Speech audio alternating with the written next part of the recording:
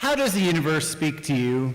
Throughout history, people have answered this question in many ways, through religion, science, nature. Today, I'd like to show you a photograph that demonstrates the profound way I get the message of the universe. This, of course, is Van Halen. See, the way the universe communicates to me is through the contemporary American rock song form, and it really seems to love 80s hair metal bands. Go figure.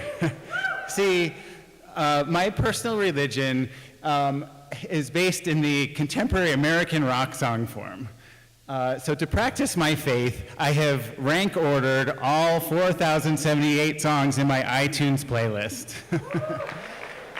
There they are.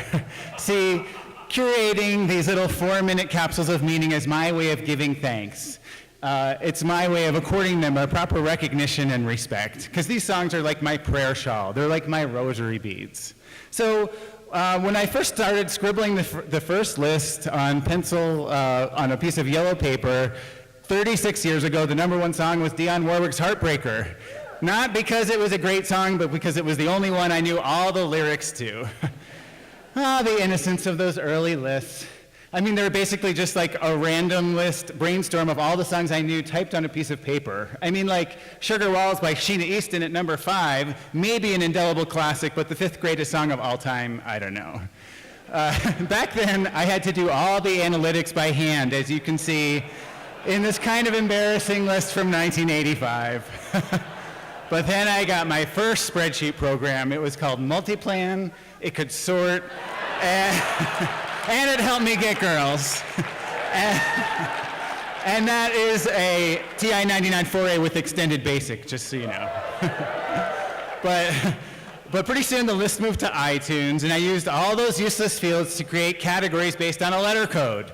Like N is for songs to be listened to at night, like Sleeping Satellite by Tasman Archer, remember?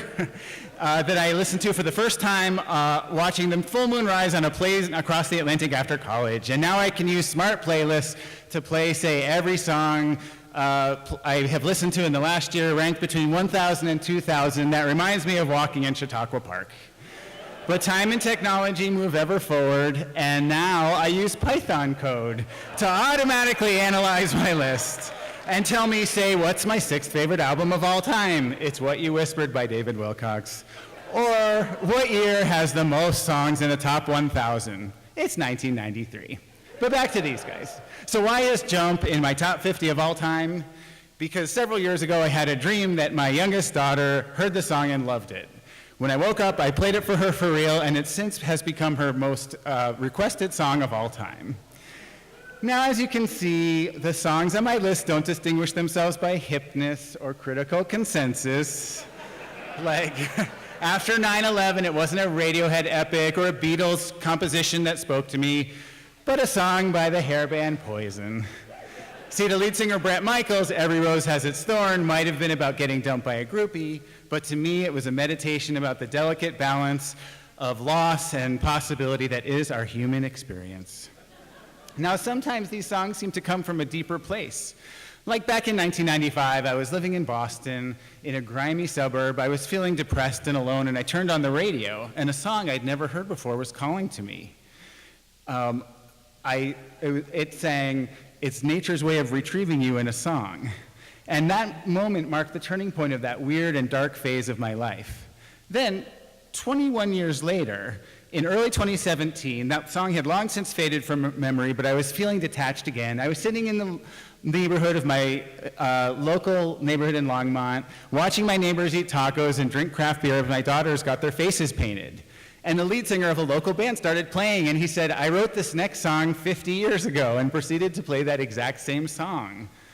It's called Nature's Way by Spirit, it turns out. Only this time I knew the universe was coming back to remind me of all the gifts I'd been given over the past 2 decades. So we may not choose how the universe speaks to us, but we do choose whether to listen. So listen, whether it's the whisperings of God, whether it's the utterings of the Buddha or the majesty of nature, or whether it's the shrill voice of David Lee Roth in his red codpiece and inflatable microphone. Thank you.